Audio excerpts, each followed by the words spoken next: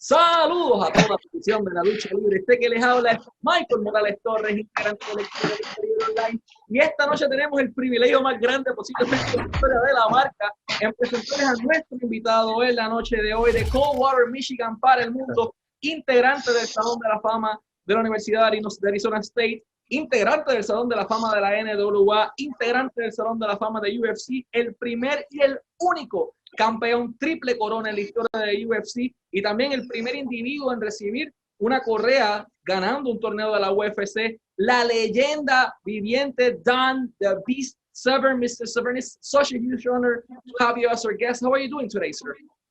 I'm doing fantastic. So will you be doing like bilingual here and now? You're going to be speaking to me in English, then translate back over to your audience? No, this is going to have closed captions once Jacobo, which is our editor, edited and put the closed caption, but I'd rather do the introduction in Spanish so all our Spanish-speaking fans are conscious of what we're saying. Okie dokie. Even better, sir. Thank you so much for your time. We wanted to start the interview asking you, how did this passion for combat sport started?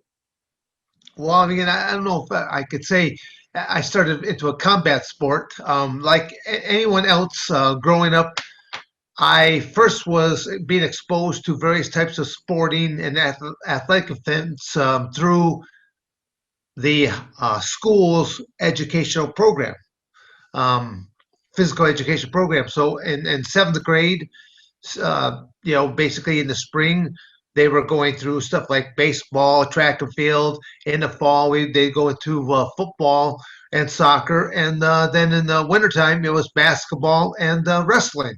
And so in seventh grade, I kind of got exposed to the wrestling. And our school actually had a wrestling team on top of that. I enjoyed it. So I basically went out for the team. So I tell people 1969, seventh grade, that's when I started my very first exposure to it. And it wasn't until maybe my high school year my freshman year in high school that I took probably the next real step, and that was by reading some materials onto it and setting my very first goal ever.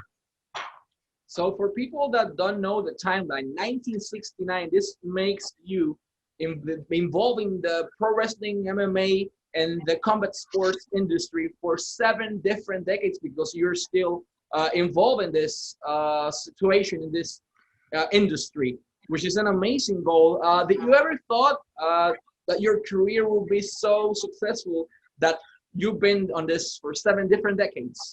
No. I again, like anyone else, I mean, I just started just pursuing something forward. I was enjoying it. I was actually on the basketball team first. Oh wow! And I sucked. That's the best way to say it. I sucked at it. It was like I could not dribble the ball and look away and still actually had the ball underneath where my hand was. So I basically I was sitting on the bench a lot, and that was not very much fun. And a couple of my friends, a big flu epidemic hit the school area. And a lot of people were out of school.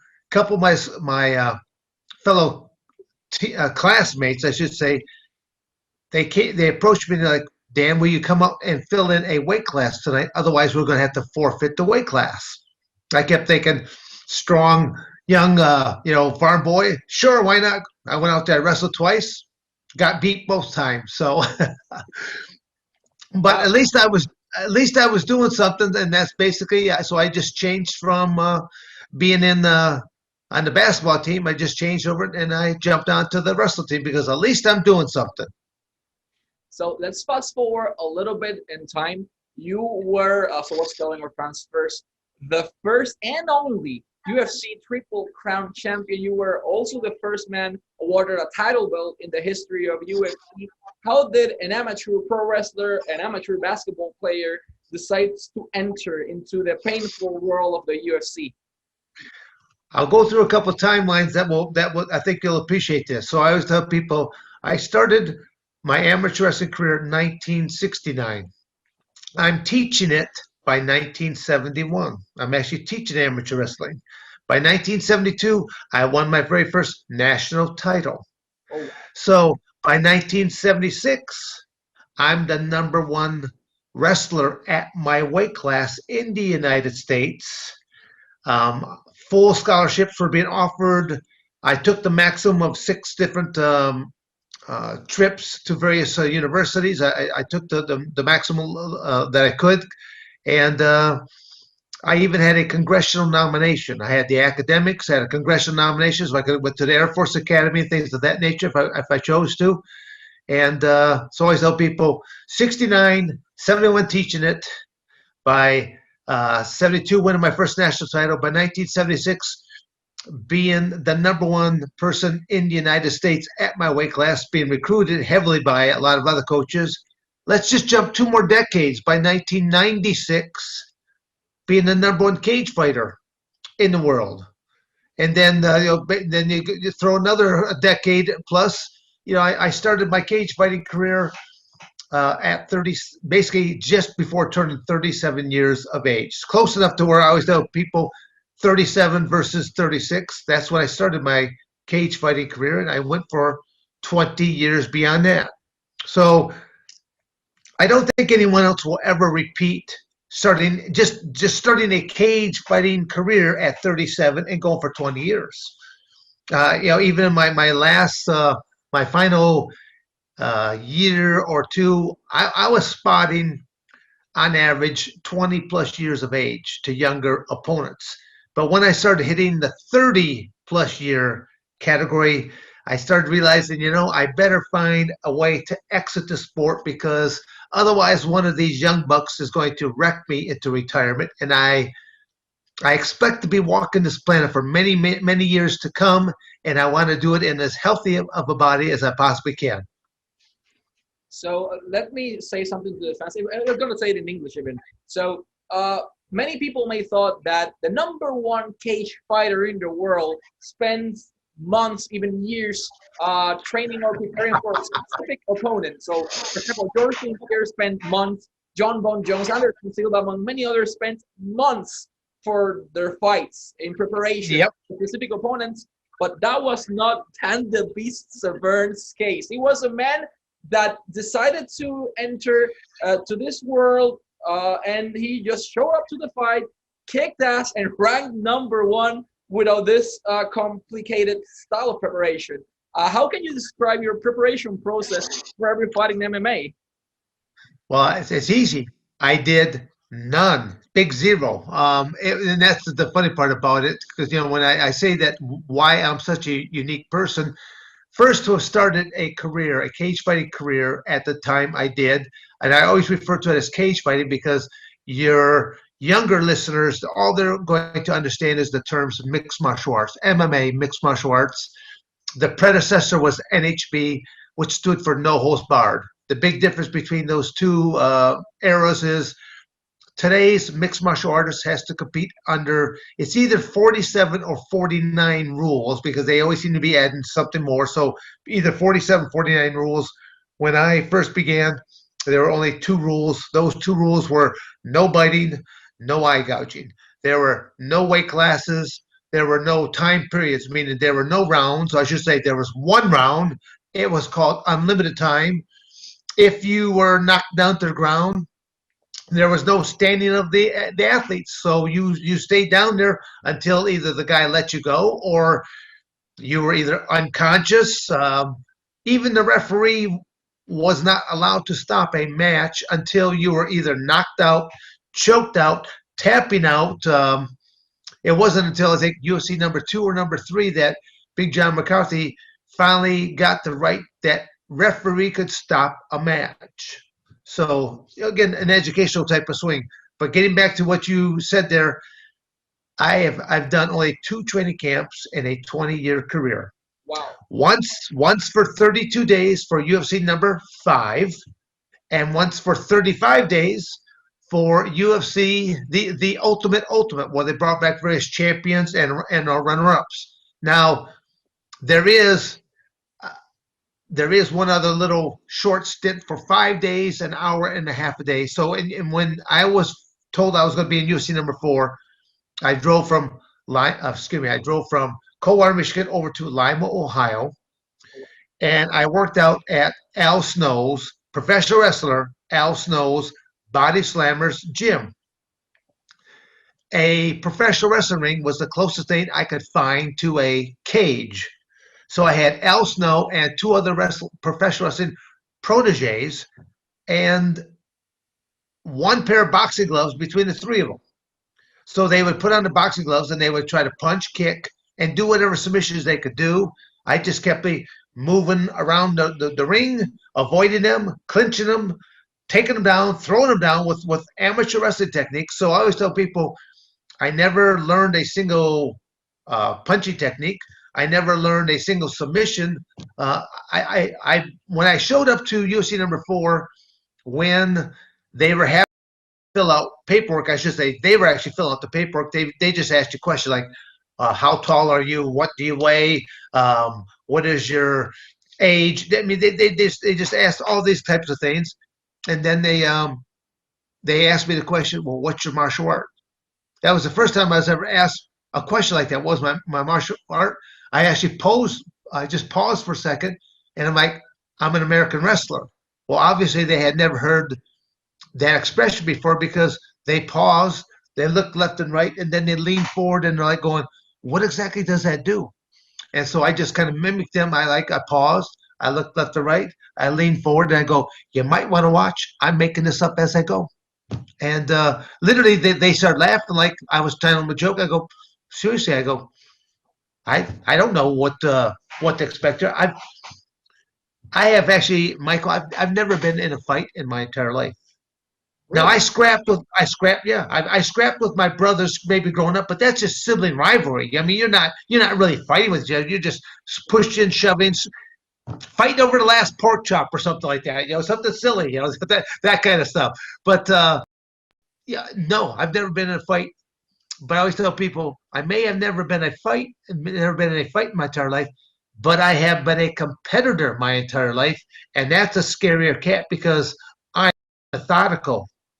I'm thinking the entire time, how do I use these rules to my benefit? So there's a different cat. I've worked with a lot of dumb jocks. I rather work with smart athletes. There's a world of difference because most of these dumb jocks, you can teach them something, but will they know when to use it or will they know how to use it? Odds are no. So for everyone out there, this man has a 101 winning record. This is something historic. And besides this, he's been in the pro wrestling industry as a professional wrestler for a while. He held the NWA World straight years, 4 consecutive years, when that title was the title. So a few after that, you, while being the NWA World Heavyweight Champion, you worked for Vincent Kennedy McMahon's company, WWF, at that point. What was your experience while working with Vince, and how was the creative process back then? Because right now, it is almost impossible to get a meeting with Vince, but in the 90s, things were really different. How can you describe your experience backstage in WWE? Well, I mean, being involved, again, give some people some timetables on this. I started my professional wrestling career as of the 1992 Olympics.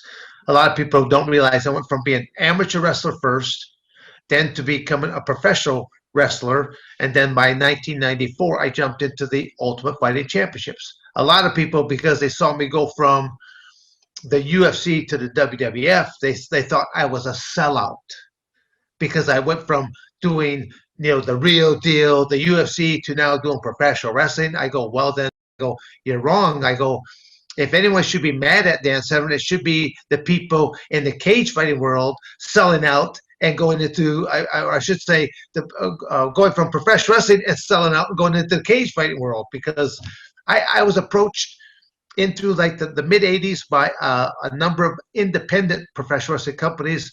But had I turned pro at that time, I would have lost my amateur wrestling status, and I could no longer represent the United States in any of the Pan American Championships or the Olympic Games, and my amateur wrestling career meant too much to me.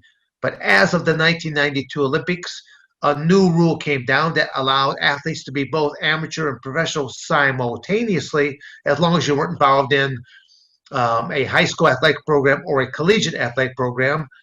You would still be governed by NCAA rules or the high school athletic association rules. So that in '92, you saw, like in basketball, in America's Olympic team, you saw the dream team and stuff like that. You saw a lot of pros on the team at that point in time. So I turned pro at that point, so now I can have my cake and eat it too. I could be a professional wrestler, and I could still, even now, if I want to, try to make an Olympic team, I could do that. But my time has kind of come and gone for some of those aspects there. So I'm trying to think, what was your question again? Because I think I deviated off a little bit there on you, Michael. What was your experience Oh. working with WWE, and how was the creative process back then? Yeah. I mean, literally, I was used very, very well in the beginning. I was used very strong because most of my matches were just short, wrecking people, and that was it. And then all of a sudden, I'm not certain what exactly happened. I don't know if maybe they, being the company, realize they don't have any control mechanisms over me. I mean, sure, there's a creative team and stuff like that, but I had a very unique contract. The uniqueness is the fact that I was not, I had no limitations. I wasn't solely working for the WWF, Vince McMahon's company. I could work for, I was non-exclusive. That's the word I was looking for, non-exclusive. I could work for the NWA. At the same time, so I could work for the NWA. If WCW had approached me, and they did at the time, they approached me, but you know, I'm smart enough to know that you don't bite the hand that's feeding you. So if I'm working for the WWF, they might get a little bit mad if I'm working for WCW. But you know, I had no restrictions, so I could work for anybody I wanted to, and I was just filling my weekends in. It's something where I have lived, this is my planner. I have lived out of a planner since my junior year in high school. Wow. Because I've had such an extensive amateur wrestling career to where, you know, when high school would be, when you graduate, not just graduate, but when school would let out for the summer, that's when my spring and summer career would begin. I did 3 sports in high school. I was a football player, I was a wrestler, and I did track and field. But the track and field coach knew that at the same time there was, during the spring and summer, there was freestyle wrestling, there was Greco-Roman wrestling, and if there happened to be a track meet that fell on a Friday or Saturday that had the same date that there was a wrestling meet, the track coach wasn't going to see me at the track meet, and he was mad about that because I scored points in the shot put. I did stuff for the high and low hurdles, and I was actually part of a 440-yard dash team. So, I mean, it was I had an enjoyable, you know, I'll say childhood / you know, growing up in and around the Montrose, New Lothrop area, and then venturing out into my sport opened up so many different things to me. I have traveled the entire United States, doing something in every state. Let's face it, 2 of the hardest states to get to is Alaska and Hawaii, and I've been to them around 4 or 5 different times, and I've even been to the Puerto Rico and to Guam. So I've made it to even a few other destinations. So you've been recognized as a worldwide competitor, the best in your era. Regarding this generation of pro wrestling, it's been facing such complicated times, and you are a wise man. You've been on this, as I mentioned, working this 7 different decades.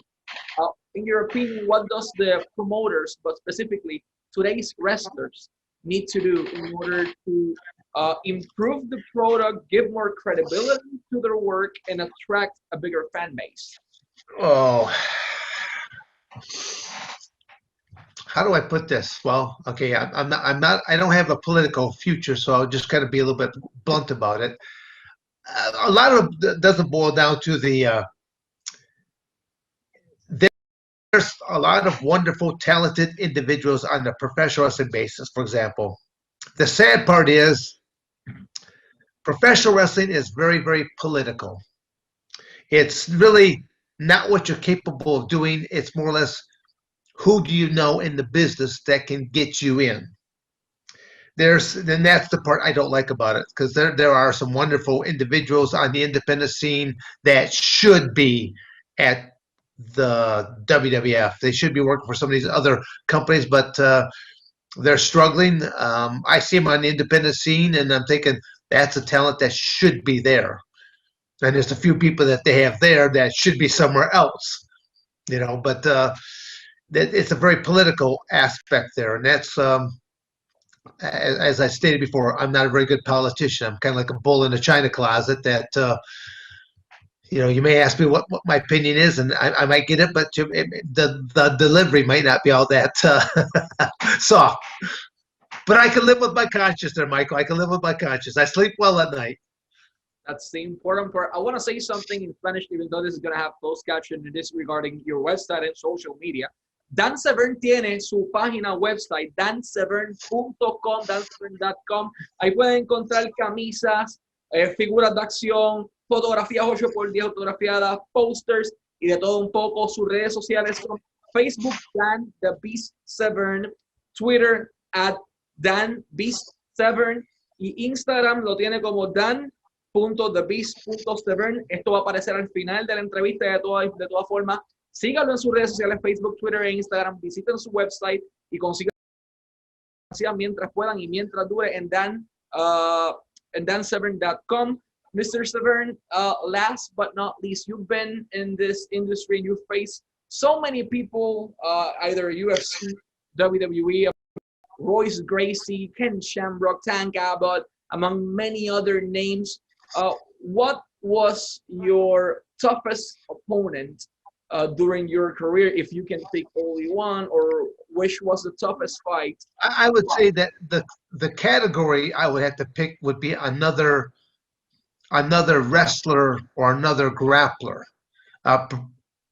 Probably, making really specific, it would be another wrestler, because I did not do any training camps.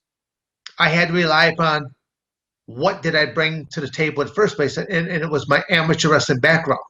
I was the first world-class wrestler ever to step inside the octagon cage back in 1994.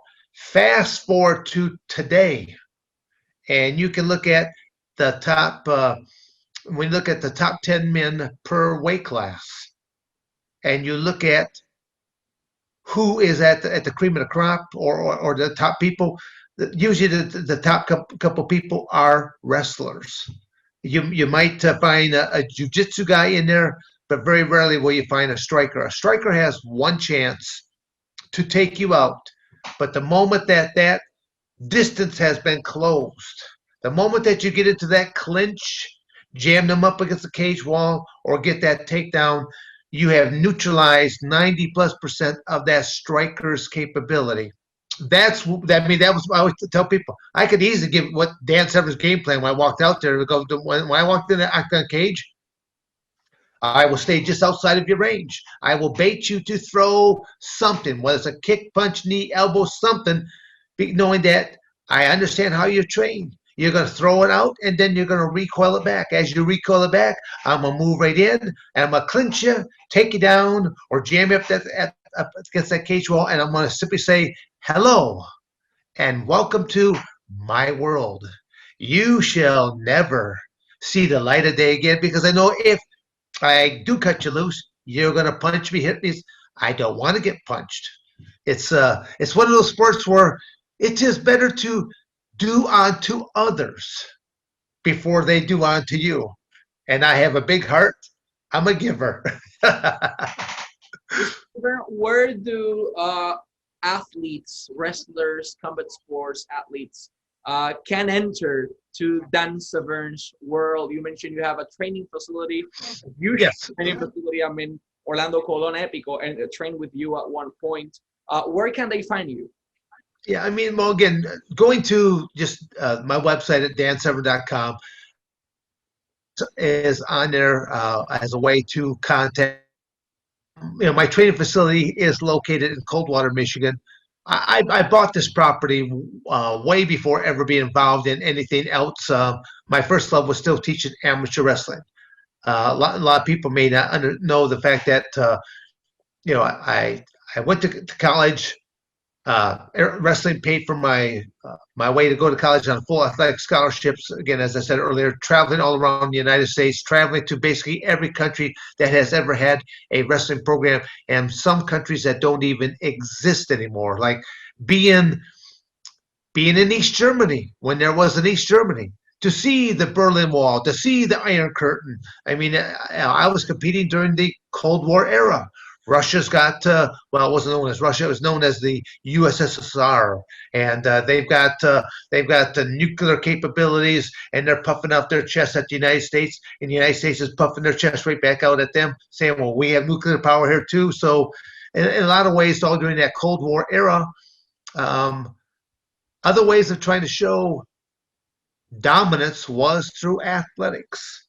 But then you also seen the political aspect of boycotting Olympic Games. I think the Russians first boycotted. I forget what's that Olympic Games. Then the United States turned right back around and then boycotted the Olympic Games that they hosted. So the sad part is that what did it really gain politically? Nothing. But it hurt a lot of athletes that 4 years of your life to give up for that moment to be at the pinnacle of your career and then to lose it like that. So I don't have I don't have a future in politics because I think a lot of it is just pure crap. But athletes are very unique people, and I think if you could actually have a few more athletes that get into office, I think it'd be a good thing, because we're used to competition, and whereas the normal person is not. Awesome, Mr. Severn. It's mentioned before, it's been such an honor to have you as our guest. To all our fans, DanSevern.com, to all the athletes that wants to enter voluntarily to Dan Severn's world, which is gonna be painful. It's DanSevern.com. It's social media, Dan the Beast Severn on Facebook, Dan Beast Severn on Twitter, and Dan.thebeast.severn on Instagram. Thank you so much for your time, sir. It's been such an honor, and we always wish you the best of lucks. Well, Michael, thank you for having me on. Thank you.